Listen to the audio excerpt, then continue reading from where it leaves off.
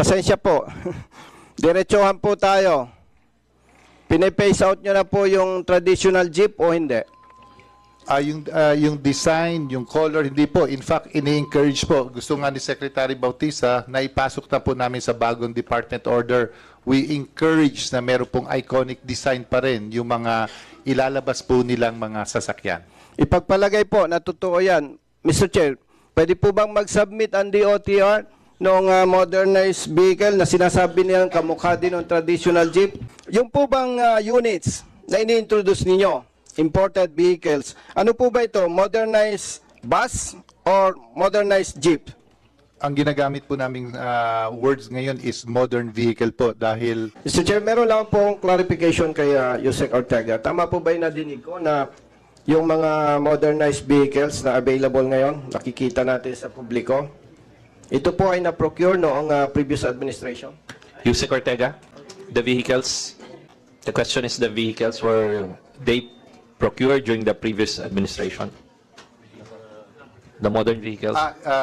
Yung modern vehicles po, hindi namin pinoprocure yun. Basically, it's the option choice po ng cooperatives or corporation in buying or getting the vehicles po. The government does not procure except we give equity subsidy po. Mr. Chair, ang clarification ko po kay Yusek Ortega, dinig ko po kasi na yung modernized vehicles, na-procure po yan during the previous administration. Tama po ba yung pagkadinig ko? When I say procure po, just to clarify yung term, binili po yun ng kooperatiba pero hindi po yung gobyerno po yung bumili. Subsidiya lang po yung naibigay natin noon po at saka up to ngayon. So ano po yung nabanggit mo na previous administration? I guess yung previous administration, yun yung concern na na-raise po kanina wherein there were vehicles na nagkaroon ng mabilisang pagbili po ata. Yun yung na-erase po kanina and I think that was a concern po noon. Okay. Mr. Chair, tama po ba na yung road rationalization plan hindi pa tapos? Tama po ba? Yeah, it's still ongoing po. Yun po yung ginagawa ngayon ng DOTR, LTFRB with the LGUs. In fact, kausap po ngayon yung sa DOTR, sinisimplify na lang po muna nila yung pagtingin from the LGU to DOTR para po mas mapabilis yung proseso dahil alam po natin na yun po yung hinihintay ng ating mga LGUs. Pero nabanggit po ninyo, Yusek Ortega, na yung hindi nagpa-consolidate, bawal na silang mamasahero. Tama po ba? Yes po, yung April 30 po, after the deadline, hindi na po sila nag-consolidate. So sila po ay babawian na po or rather hindi na po i-renew yung kanilang prangkisa po. Sa ngalan po ng public service, yung po ba ay makatao na undergoing pa lang yung projects, hindi pa nga po naayos ninyo yung road rationalization plan, pero yung mga kawaawang drivers, pagbabaywala na po ninyong maghanap buhay, yung po ba ay makatao? Yusek Ortega? When you say makatao po, siguro po I'll have to answer po na matagal po yung naging extension ng pagbigay po ng panahon para po sila ay mag-decide. And iklaro ko lang po, hindi po drivers yung tungkol sa consolidation. This is about operators po. At yung operators po, kung titingnan natin, sila ay para po maliit na negosyante po yun. And it's their business decision kung itutuloy po nila yung sa negosyo ng sasakyan or hindi. Ngunit yung driver naman po, tuloy naman po yung kanilang hanap buhay kahit na yung kanilang operators po ay hindi nag-consolidate. Yusek Ortega, parang malabo po yun eh. Alam po ba ninyo na may tinatawag na driver-operator? So kung may sasakyan ako, usually ako din yung driver. And yung kung operator hindi nag-consolidate at bawal yung kanyang sasakyan, anong imamaneho po ng driver niya? Alam nyo, napaisip rin nga po ako dun sa ganun kasi nga operator-driver. Ngunit po kung titinan po natin, marami pong kooperatiba ngayon na naghahanap po ng drivers. Dahil po, ang example po na naibigay sa amin is instead na dati isa lang ang driver sa isang sasakyan dahil ginagawa po nila parang dalawang shift sa isang araw. So, dumarami po ang needs ng driver sa isang sasakyan ngayon sa pagpapatakbo po ng isang kooperatiba. Kaya siguro ganun po yung nangyayari. Yusek Ortega, siyempre, pinag-aralan po ninyo yan. Yung isang driver, kung kumikita ngayon, yung total amount, target daily, is around 2,000 pesos.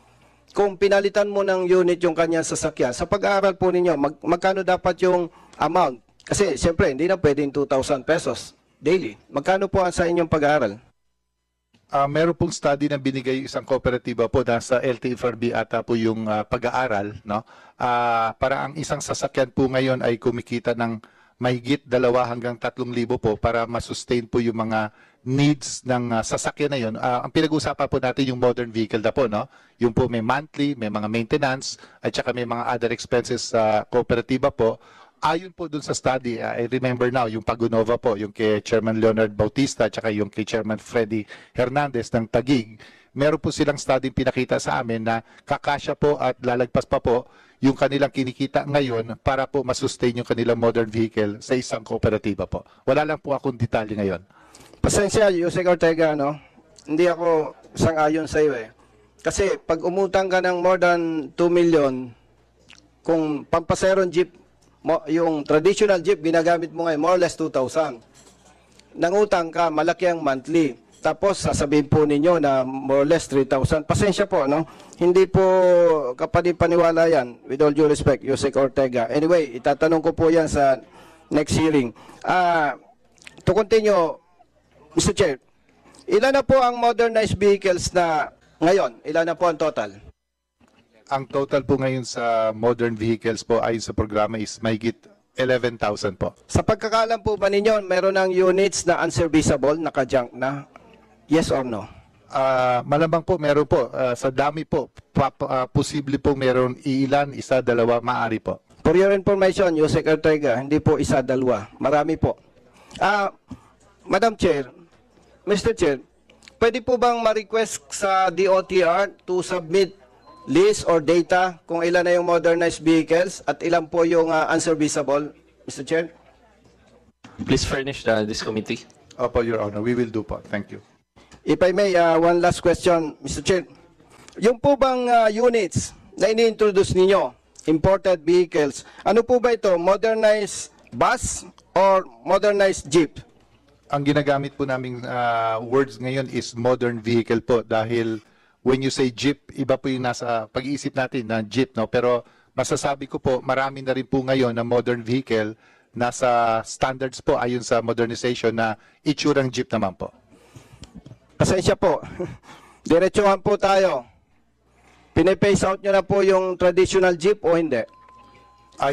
Yung design, yung color, hindi po. In fact, ini-encourage po. Gusto nga ni Secretary Bautista na ipasok na po namin sa bagong department order.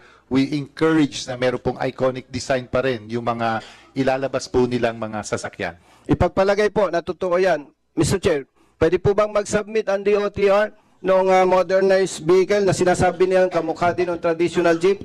Opo, meron po kami pati, except po, pictures po, isasama po natin dun sa isasabit namin sa inyo, Your Honor. Thank you, Mr. Chair. Okay, thank you.